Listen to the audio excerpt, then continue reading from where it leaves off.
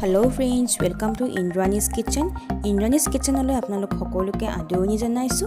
আজি মই আপোনালোকৰ মাজলৈ লৈ আহিছো অতি কম সময়তে ভিতৰত বনাব পৰা এটা চাটনি। আৰু এই চাটনিটো হৈছে বাদামৰ চাটনি। এই চাটনিটো খাবলৈ বহুতেও সোৱাদ লগা হয়। তাৰোপৰি বাদাম আমাৰ হেলথৰ কাৰণেও বহুত উপকাৰী আমি সকলোৱে জানো। বাদামত আমি প্ৰচুৰ পৰিমাণৰ প্ৰটিন পাওঁ। তাৰোপৰি বাদামে আমাৰ ওজন কমোৱাত সহায় কৰে। তেনেহলে আহকচোন এই বাদামৰ চাটনিটোৰ কাৰণে কি লাগে এবাৰ চাই লওঁ। যিসকলে মোৰ চেনেলটো এতিয়ালৈকে সাবস্ক্ৰাইব কৰা নাই তেওঁলোকে যেন সাবস্ক্ৰাইব কৰে যাতে আগলৈও মোৰ ভিডিঅ'বোৰ আপোনালোকে পাই থাকে।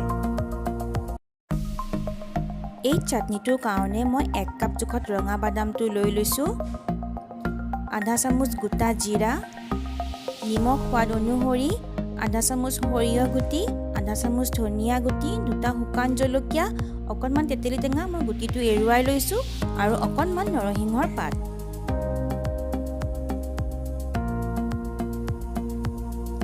এতিয়া ইয়াতে মই লো ফ্লেমত কেৰাহী এটা বহুৱাই লৈছো। গোটেইখিনি বস্তু মই ইয়াতে ৰোষ্ট কৰি লম। এয়া বাদামখিনি দি দিলো, এয়া তেতেলী টেঙা, এয়া নৰসিংহ পাত, এয়া গোটা জিৰা, এয়া গোটা ধনিয়া, দুটা শুকান জলকীয়া। এই গোটেইখিনি মই এতিয়া 10-15 মিনিটৰ কাৰণে ৰোষ্ট কৰি লম। আপোনালোকে যদি বাদামৰ বাকলিটো গুচাই ল'ব খোজে তেনেহলে বাদামখিনি সেপাৰেটকৈ ৰোষ্ট কৰিও বাকলিটো এৰুৱাই ল'ব পাৰে। 10 মিনিট মান এনেদৰে কন্টিনিউয়াছ লৰাই থকাৰ পিছত দুই এটা বাদাম ফুটিব ধৰিছে আৰু এটা গুণ এটাও ওলাব ধৰিছে, মানে আপোনালোকে গম পাব যে এইখিনি চাটনিৰ কাৰণে ৰেডি হৈ গৈছে। 10 মিনিট এনেদৰে ৰোষ্ট কৰি লোৱাৰ পিছত মই গেছৰ ফ্লেমটো অফ কৰি দিছো আৰু মিক্সি জাৰ এটাত মই এইখিনি লৈ ল'ম।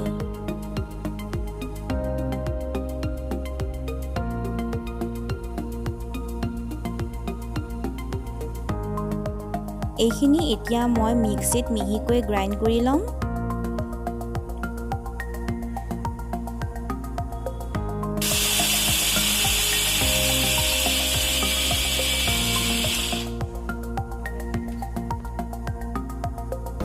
এইখিনি ধুনীয়াকৈ মিহি হৈয়ে গৈছে। এতিয়া ইয়াতে মই সোৱাদ অনুসৰি নিমখখিনি দি দিছো। এতিয়া ইয়াতে মই অলপকৈ পানী দি লম। চাটনি নিচিনা এটা পেষ্ট এটা ৰেডি কৰি ল'ব লাগিব। একেবাৰতে বহুতখিনি পানী দি নল'ব, যদি বেছি পাতল যেন হৈ যায় খাবলৈ বেয়া লাগিব, সেইকাৰণে অলপকৈহে পানীখিনি দি ল'ব। এতিয়া এইখিনি মই আকৌ এবাৰ মিক্সিটো চলাই দিছো।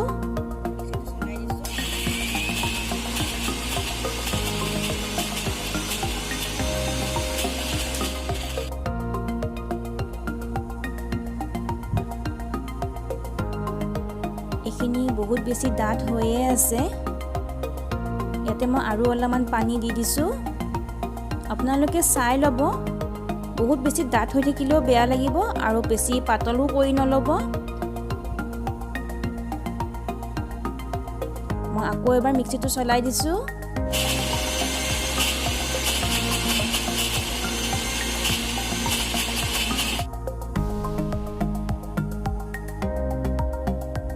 এয়া খুব ধুনীয়া এটা পেষ্ট ৰেডি হৈ গৈছে। এতিয়া এইখিনি মই এটা বাটিত উলিয়াই দিছো। এয়া আমাৰ বাদামৰ চাটনি ৰেডি। আপোনালোকে দেখিছে খুব কম সময়ৰ ভিতৰতে বাদামৰ চাটনি ৰেডি হৈ গৈছে। এই চাটনিটো আপোনালোকে দোচা, ইডলি, পৰঠা বা ৰুটি ঘুগনিৰ লগতো খাব পাৰে। যিসকলে এনেদৰে বাদামৰ চাটনি বনাই খোৱা নাই আপোনালোকে এবাৰ বনাই চাব আৰু কেনেকুৱা পালে মোক লাইক আৰু কমেণ্টৰ জৰিয়তে জনাব। আৰু যদি মোৰ ভিডিঅ'টো ভাল লাগিছে তেনেহলে শ্বেয়াৰ আৰু সাবস্ক্ৰাইব কৰিব।